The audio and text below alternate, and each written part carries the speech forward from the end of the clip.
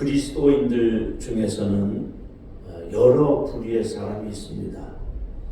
교회는 이렇게 나오면서도 때로 교양적으로 또 형식적으로 예수님을 믿는 사람들이 있습니다.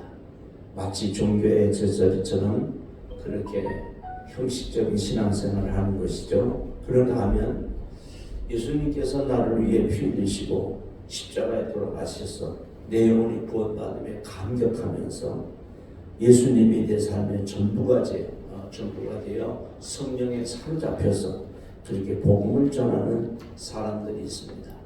오늘 본문에 나오는 바울과 실라가 그런 사람입니다. 바울과 실라를 통해서 우리 신앙을 점검하고 또 복음 전파에 힘을 내는 우리 모두가 되기를 바랍니다. 본론으로 들어가서 첫째로 바울과 실라는 복음을 위해 생명을 바친 사람들이었습니다. 사도 바울은 원래 예수님의 교회를, 주님의 교회들을 회방한 그런 회방자요, 핍박자요, 박해자요, 포악한 그런 사람이었습니다. 예수 믿는 사람들을 오게 가지고 스데바노 집사님의 순교에 찬송표를 던졌던 그런 아주 포악한 사람이었습니다.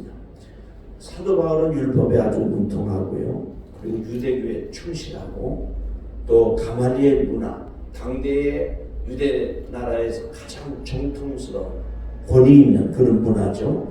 그런 문화에서 수확한 유대교의 정통파요, 철저한 율법주의자였습니다. 그래서 우리 사도행전 9장에서 그날도 예수 믿는 사람들을 잡아다가 오게 가두기 위해서 그 다메스커스 언덕에 이르렀는데 그 언덕에서 예수님을 만나게 됩니다.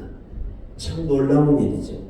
우리 인생 살고요, 신앙생활 하다 보면 이런 놀라운 일들이 일어나는 경우가 있습니다. 내 뜻하고는 전혀 다른 하나님의 섭리 속에 특별한 은혜를 체험하는 것이죠.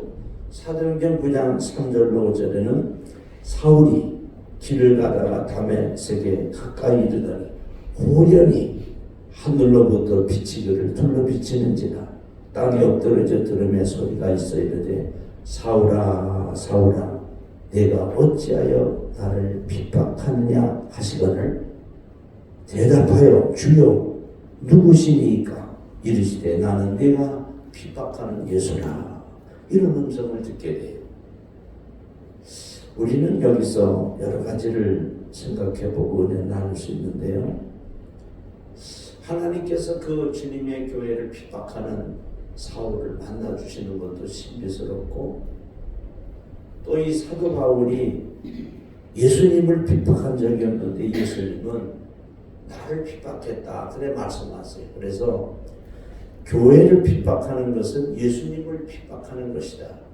교회를 힘들게 하는 것은 예수님을 힘들게 하는 것이다. 그런 것을 알 수 있죠.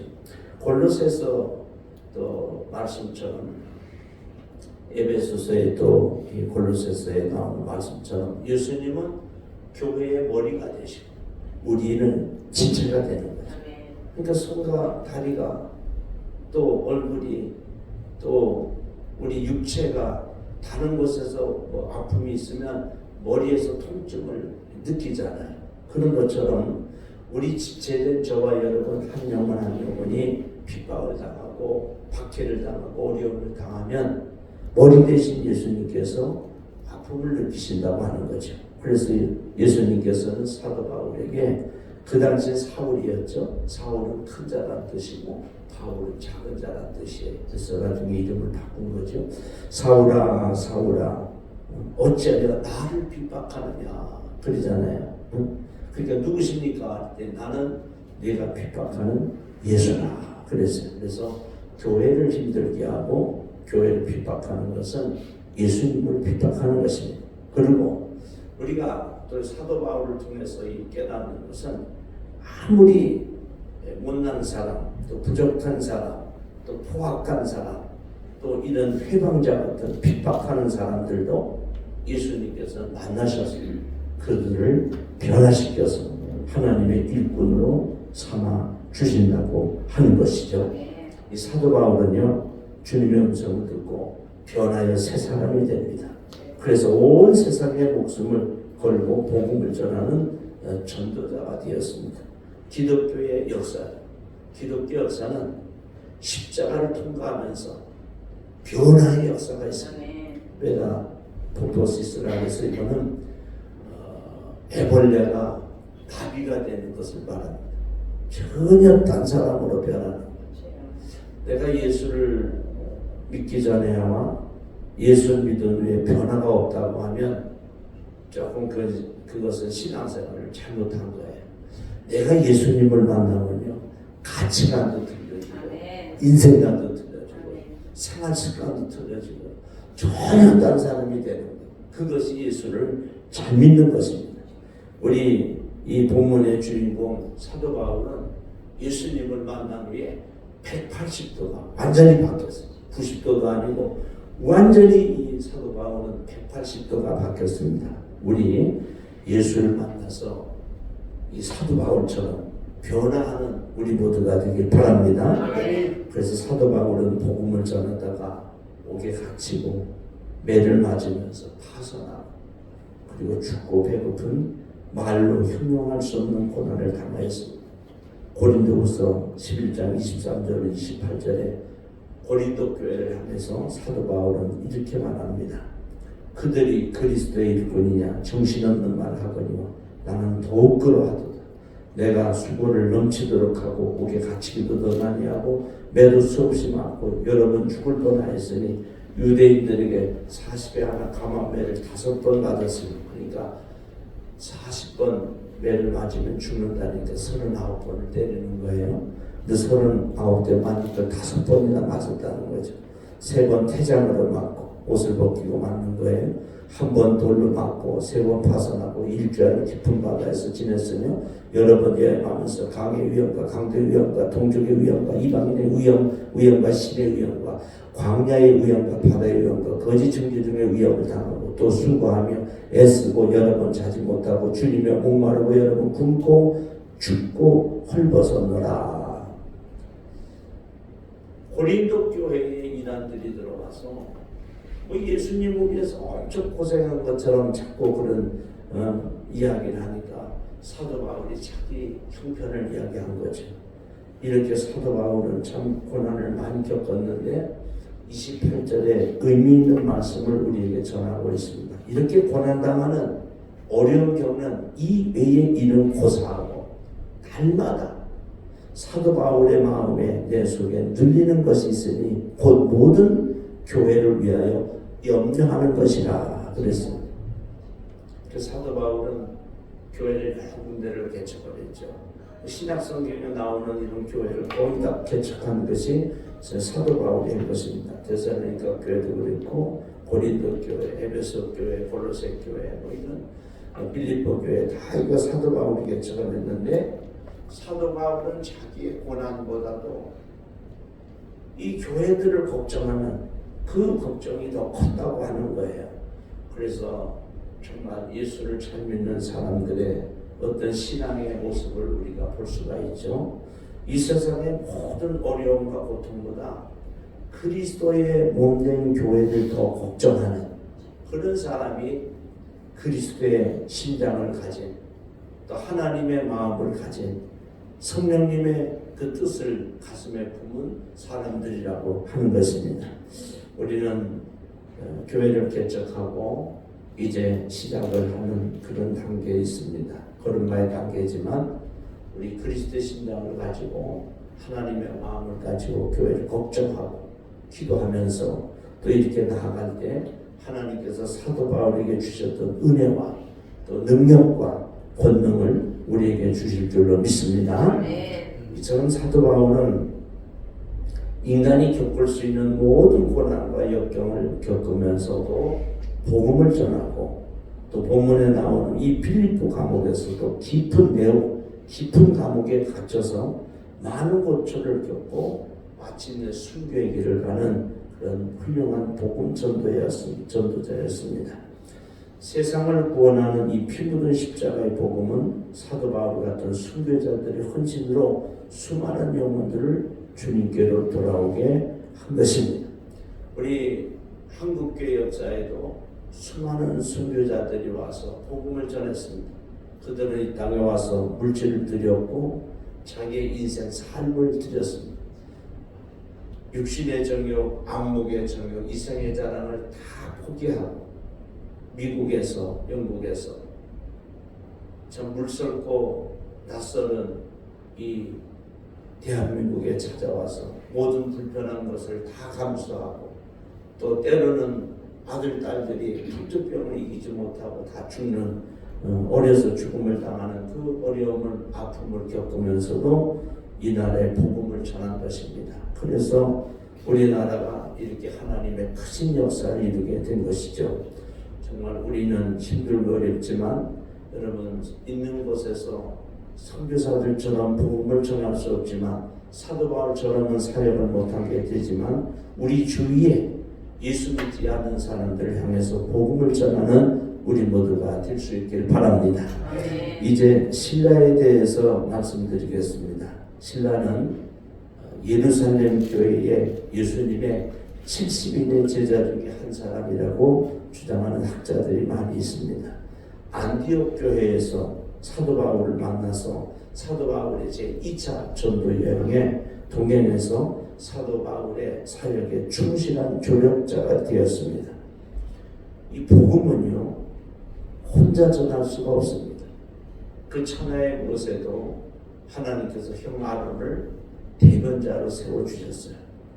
그리고 바나바에게도 그 요한을 붙여주시고 또 주님의 사역을 하는 성경에 기록된 또 성경에 기록되어 있지 않은 이런 기독교 역사에 한국교회 역사에 수많은 조력자들을 볼 수 있습니다.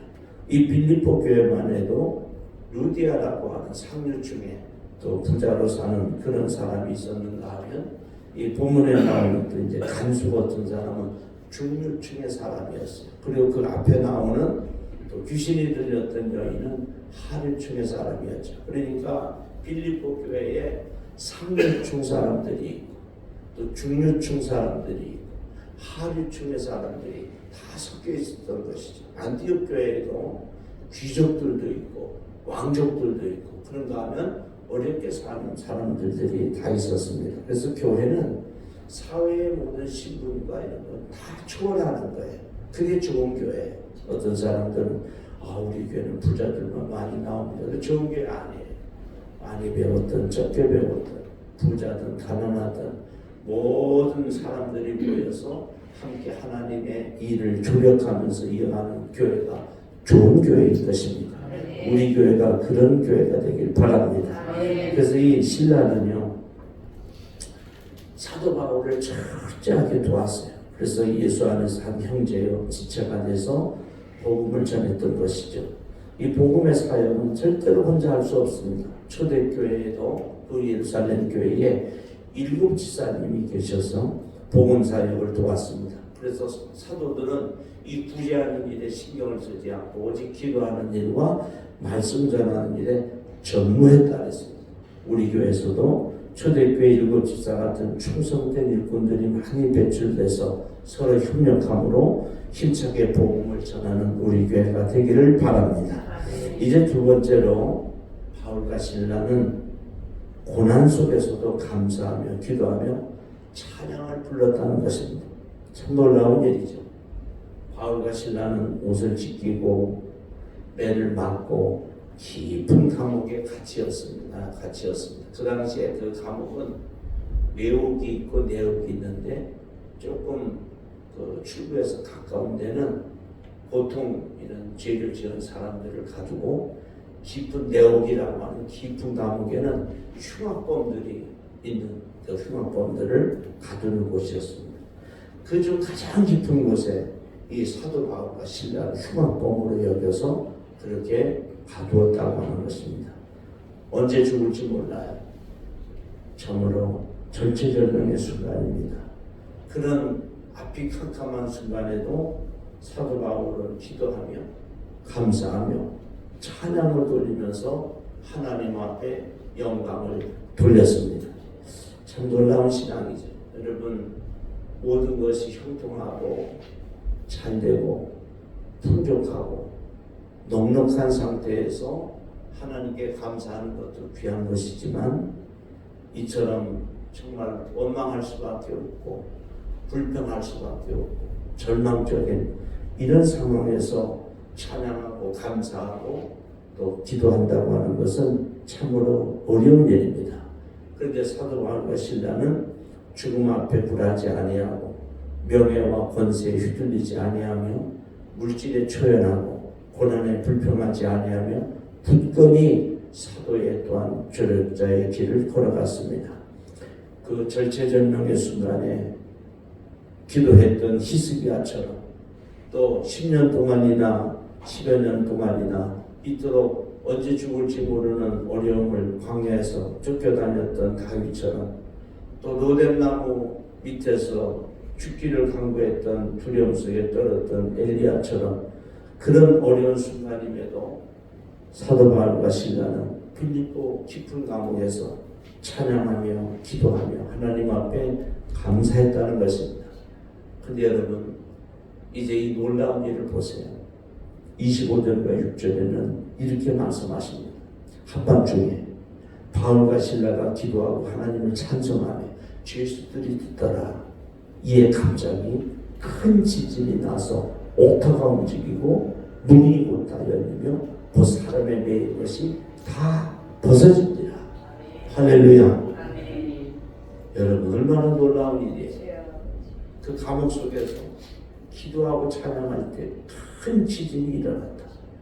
그래서 죄수들의 몸에 있던 착고가 묶었던 것이 다 풀려졌다는 거예요.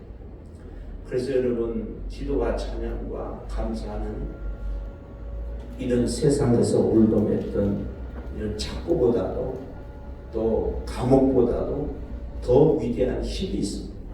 우리를 어렵게 하는 물질의 문제, 또는 자녀의 문제, 건강의 문제, 참 문제가 이 세상에는 없는 것이 없죠. 참 어떻게 보면 우리는 크고 작은 모든 일에 문제 속에서 살아갑니다. 사실 문제가 없는 것은 공동묘지밖에 없다는데 우리가 살아있다고 하는 것은 문제가 있다는 거예요. 살아가는 데는 다 문제가 있는데 그런 어려움 속에서도 기도하고 찬양하고 감사하며 나갈 때 큰 지진이 일어났다. 그러니까 이거는 인간이 생각할 수 없는 놀라운 일이에요. 그런 역사가 일어나면서 이제 복음의 문이 열리고 앞길이 열리는 체험을 하게 된 거죠. 다니엘도 사자굴에 들어가서 절대로 원망하지 않았어요. 사드락 메삭 아벤느고도 푸른 불에 들어가면서도 원망 불평하지 아니하고 그리 아니하실지라도 참 은혜가 되는 메시지. 악한 마귀는요 우리에게 눈에 보이는 것을 형편과 처지 보면서 자꾸 원망하라고 불평하라고 복음을 전하는 종과 같은 목회자도 때로는 그런 유혹에 빠지기도 합니다. 너무 힘들고 어려워요. 엘리야 같은 사람도 로뎀나무 밑에서 죽기를 강구했으니 오죽하겠어요. 그런데 하나님은 성령님은 우리 주님은 어려움 속에서도 참고 견디고 인내하면서 감사하고 찬양하고 하나님 앞에 영광을 돌릴 때 사자의 입이 닫혀지고 풀무불에서도 천사가 내려와서 도와주고 엘리야 죽기를 강구할 때 천사를 보내서 떡과 물을 주면서 어루만져 주시고 오늘 사도 바울과 또 베드로도 옥에 갇혔을 때 천사를 보내서 그 옥에서 나올 수 있도록 문을 열어주시는 역사를 우리는 성경을 통해서 보게 되는 것입니다. 여러분 복음을 전하다 또 예수 믿고 주님의 일을 하다가 어려움을 겪었을 때 환난을 겪을 때 여러분 원망 불평하지 마시고 찬양할 수 있기를 바랍니다. 감사할 수 있기를 바랍니다. 시편 50편 15절에는 환난 날에 나를 부르라 내가 너를 건지리니 네가 나를 영화롭게 하리로다. 제가 가슴에 담고 있는 말씀이 환난 날에 하나님께 기도하면 하나님이 나를 건져주셔서 진토에서 일으키시고 거름덤에서 드셔서 귀족들과 함께 방백들과 함께 앉게 하신다. 그래서 하나님께서 영광을 받으신다고 하는 거죠. 워낙 가문이 좋고 많이 배우고 능력이 있고 사회적으로 물질도 많고 그런 사람들이 잘 되면 하나님 찬양하지 않아요. 그 사람이 실력이 있어서 가문이 좋아서 돈이 많아서 물질이 많아서 그렇게 됐다. 또 인기가 좋아서 그렇게 됐다. 그렇게 사람에게 영광을 돌리죠. 그러나 절체절명의 그런 어려운 순간에 하나님께 우리가 기도하고 찬양해서 기적을 체험하고 하나님 은혜를 입으면 하나님이 영광을 받으시는 겁니다. 그래서 우리는 아무리 절망적인 순간에도 하나님 앞에 기도를 또 하면서 찬양하고 나갈 때 감사함 속에서 하나님께서 우리에게 은혜를 베풀어 주시리라 믿습니다. 이제 결론을 맺습니다. 바울과 실라는 예수님을 위해서 복음을 위해 사역을 위해 죽음을 불사하고 생명의 복음을 전했습니다. 여러분 예수님 때문에 당하는 고난과 주님 때문에 복음을 전하다가 어려움을 겪는 것은 하나님께서 다 보상하시고 하나님께서 책임을 져주시고 하늘에 상급이 있습니다. 그래서 히브리 11장 5절에도 모세는 하늘의 상급을 받아봤다는 거예요. 사도 바울도 마찬가지죠. 우리도 복음을 위해서 사역을 위해 죽음을 불사하고 생명의 복음을 전하면 하나님께서 책임져 주시고 이 땅에서도 복음의 길을 열어주시고 하늘에서도 상급이 있다고 하는 것입니다. 그래서 사도 바울과 실라는 명예와 권세와 물질을 초월하여 사도의 사역을 잘 감당했습니다. 감옥에 갇혔으나 원망 불평하지 않고 기도하며 감사하며 찬양할 때 옥문이 열리고 사역의 길이 열렸습니다. 이제 우리는 주님을 위해서 복음을 위해 무엇을 드리겠습니까?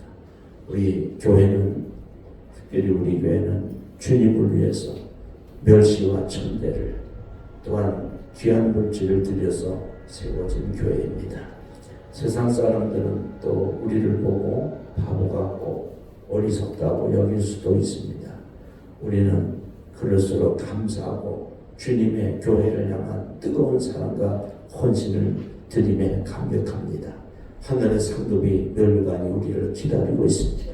생명을 드렸던 바울과 실라처럼 우리는 몸과 마음을 물질과 은사와 재능 모든 것을 드려서 충성하며 감사할 때 그리고 기도할 때 예수님께서 우리에게 말씀하신 지상명령을 전파하는 충성된 예수 그리스도의 십자가의 죽음과 예수 그리스도의 부활을 힘차게 전하는